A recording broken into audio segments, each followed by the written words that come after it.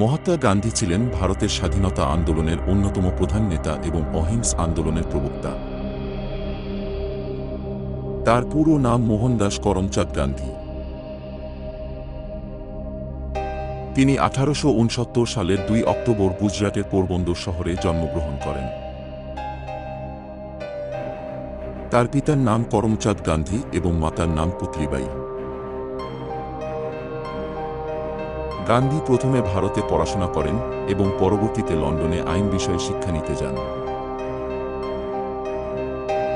1893 সালে দক্ষিণ আফ্রিকায় ব্রিটিশ সরকারের বর্ণবাদী নীতির বিরুদ্ধে তিনি প্রথম আন্দোলন শুরু করেন।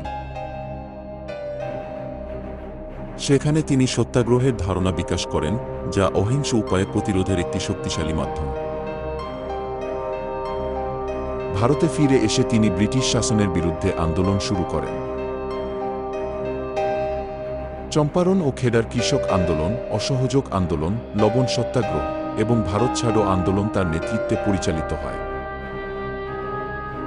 তার নেতৃত্বে অহিংস ও সত্যাগ্রহের মাধ্যমে ভারতের জনগণ ব্রিটিশ শাসনের বিরুদ্ধে ঐক্যবদ্ধ হয়।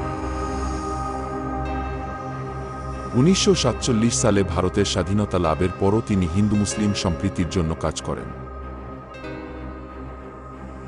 1948 সালের 30 জানুয়ারি নাথুরাম গডসে নামে এক ব্যক্তি তাকে হত্যা করে।